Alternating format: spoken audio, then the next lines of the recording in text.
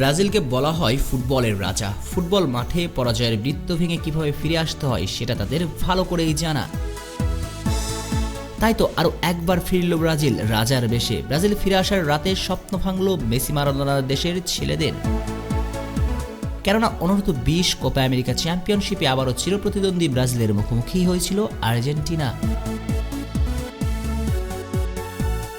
Group পর্বের প্রথম ম্যাচে আর্জেন্টিনার বিপক্ষে 6-0 হারের তিক্ততা জলজল করছিল। তাই সে ক্ষত পুষিয়ে নেবার জন্য জয়ের কোনো বিকল্প ছিল না সেলেসাওদের। আর ম্যাচ জিতলেই 13 বারের মতো অনূর্ধ্ব 20 কোপা আমেরিকা চ্যাম্পিয়নশিপের শিরোপা নিশ্চিত করত সেলেসাওরা, অথবা ড্র করলেও ট্রফি যাওয়ার সম্ভাবনা বেশি ঝুঁকে থাকত নেইমার পেলের উত্তরসূরিদের। অপরদিকে মেসি মারাদোনার উত্তরসূরিদের ট্রফি জিততে চাইলে জয়ের কোনো বিকল্প ছিল না। আর এমন সব সমীকরণ মাথায় রেখে মুখোমুখি আসরের দুই ফেভারিট। ম্যাচের শুরু থেকে বল দখল কিংবা গতি প্রকৃতি সবটাই নিয়ন্ত্রণ শুরু করে আর্জেন্টিনা মধ্যমাঠ। আকুনা এচেভেরিরা নিয়ন্ত্রণ নিতে থাকে ম্যাচের প্রথম হাফে, নিজেদের কাছে ধরে রাখে 60% বল, একেবারে কোণঠাসা করে দেয় ব্রাজিলকে। যদিও গোলের দেখা পাচ্ছিল না কোনো দলই, তবে ম্যাচের 39তম মিনিটে ডিবক্সের মাঝে আর্জেন্টিনার লেফট ব্যাক জুলিও সোলারকে ফাউল করে বসে ব্রাজিলিয়ান ডিফেন্ডার। তাতেই পেনাল্টি পায় আকাশী নীলরা।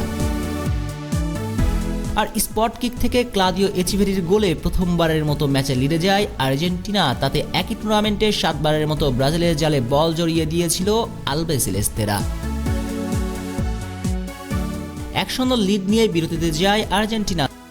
তবে বিরতি থেকে ফিরে এসে রাজস্বিক প্রত্যাবর্তনটা হয় ব্রাজিলের, বুঝিয়ে দেয় কেন তারা আসলেই ফুটবলের রাজা।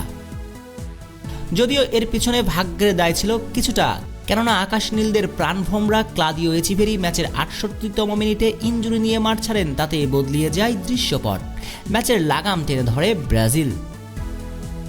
আর ম্যাচের 78তম মিনিটে সমতায় ফিরে বারবারের চ্যাম্পিয়নরা।